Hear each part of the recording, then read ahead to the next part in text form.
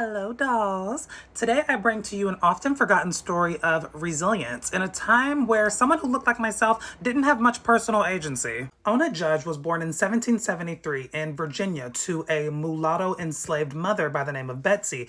Outdated term, modern term would be a biracial mother. Her father was a white man, an indentured servant for George Washington, and his name was Andrew Judge.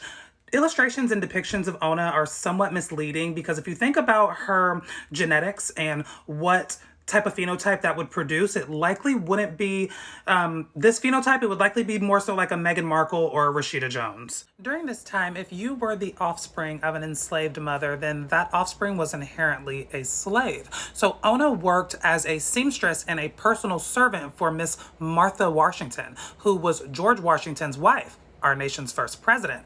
Until Ona was about 23 years old, she snuck out the back door of the president's mansion and never looked back. We gotta rewind the story really quick, y'all, because when I tell y'all Miss Martha was out here doing her little one too. So Ona and Miss Betsy were technically owned by this man. His name is Daniel Custis. Daniel was Martha's first husband. So when he passed away, Martha got like a third of his estate because I don't think there was a will, which included some slaves. So then she remarried to George Washington 2 years later, brought the slaves over to his plantation, which they are formally known now as the dower slaves. I'm sure most of us are familiar with who George Washington is, especially if you live in the United States. He led us through several different wars, the French and Indian War, the American Revolution, and was very accomplished in doing so.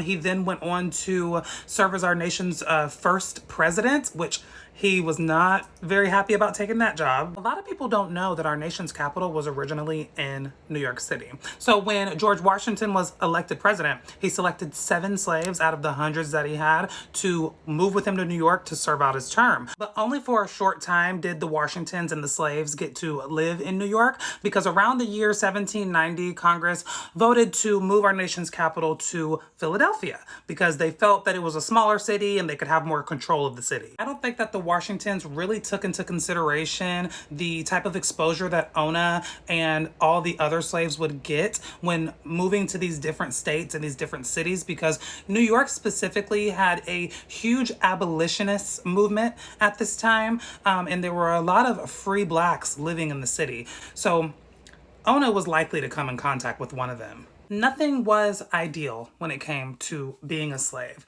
but George Washington was known for treating his slaves with a little bit more dignity than other slave masters did, especially in the Deep South. But what was the catalyst for Ona leaving is Martha's granddaughter Elizabeth was engaged to marry Thomas Law, and Thomas Law is from Britain, and Martha was terrified that Thomas was going to ask her to relocate to Britain. So what she did was offer up Ona and her services as a wedding gift in order to kind of like trap her in the United States. Ona was rightfully terrified because she had heard rumors of this man being very promiscuous out of his marriage, forcing himself on his slaves. He had several mixed children that he didn't claim. Just not a good person. So one May night in 1796, Ona left out the back door of the president's mansion, got on a ship, and sailed to Portsmouth, New Hampshire. There were several attempts from George Washington to get her back into Virginia from New Hampshire. Here is one of the newspaper ads that he put out, searching for a light mulatto girl, much freckled, black eyes, bushy hair.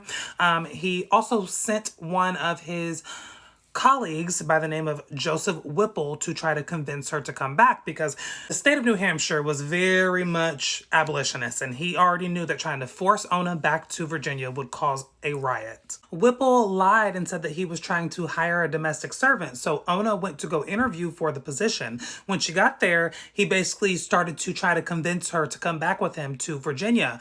Ona agreed.